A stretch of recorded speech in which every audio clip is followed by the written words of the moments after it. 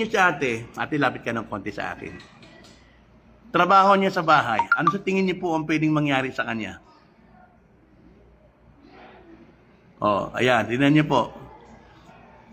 At ate, taga saan ka?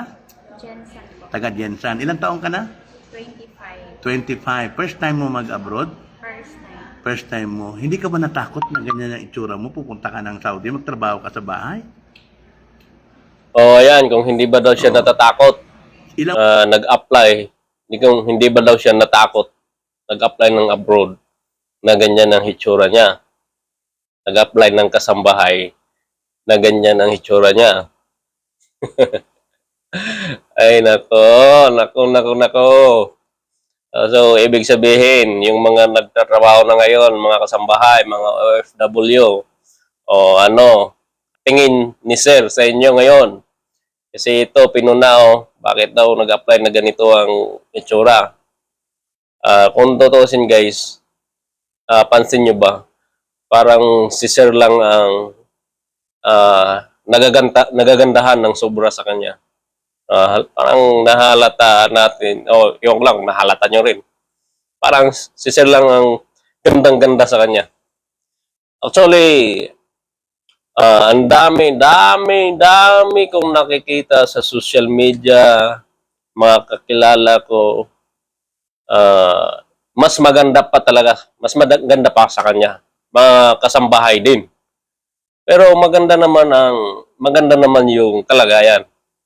So, alam nyo guys, ang pag-apply sa isang OFW, pag-trabaho, kahit saan ka man, kahit sa Pinas ka nga ang pag-apply sa trabaho, hindi yan binabasihan sa hitsura. Sa isang OFW, hindi yan binabasihan sa hitsura. Kung gusto mong bastusin ka, nasa sayo yan. Depende yan sa sarili mo. Kung gusto kang bastusin ng amo mo, kung may masamang mangyari sa'yo. Sa first move pa lang, kung lalapit-lapitan ka, kung haharot-harutin ka, kung papakyut ka rin, mas lalong magagahamad sa'yo talaga.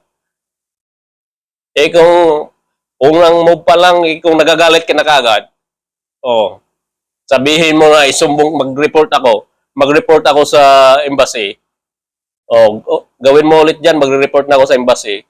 Sino pa bang lalapit sa'yo? Sino pa bang magbabastos sa'yo? Depende yan guys. Depende yan sa sarili mo. Sa mga babae, sa mga kasambahay, nagdidepende yan sa inyo. Sa pagrespeto nyo sa sarili nyo. Kung ang tingin nyo sa kung ang gusto nyo na bastusin kayo, yung gusto nyo yung pakita sa kanila na pwede kang harot-harutin, talagang babastusin ka ng amo mo, lalo na dito sa Saudi. Kung first move ka lang, sabihin mo, tatawagan ng police, tatawagan ng sa embassy, sino pa bang mag-ano sa'yo, di ba? Kaya, pakinggan natin itong sinasabi ni Sir, guys. Pakinggan natin itong sinasabi niya. Kaya lang, sinasabi ko lang sa inyo kasi itong mga ganitong mga itsura, pagkatrabahuhin mo sa bahay, Diyos ko nakakatakot. Diba? Wala naman ako sinabing yung pangit hindi magtatrabaho. Wala naman ganoon. Kayo talaga. Kaya lang, mahirapan lang tayo kasi si ate ko may apil no? Ano ang apil niya kailan ka dumating? Kanina? Kanina. Ayan. Kanina, Huwag na raw mag-apply ng abroad, ha? Huwag nang mag-apply ng abroad kasi ganyan ang hitsura niya. Wawa naman. Yung mga nagtatrabaho dyan yung mga nag-a-apply, yung mga pangit lang.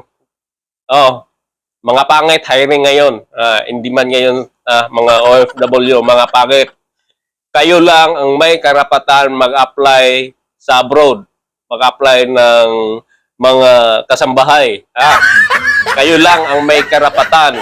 Nakikinig nyo? Na naririnig yung sinasabi ni Sir. Yung mga magaganda, walang karapatang mag-apply ng kasambahay sa abroad. Ang mga pangit lang.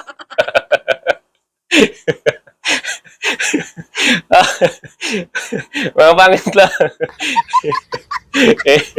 Aray ko. Aray ko naman.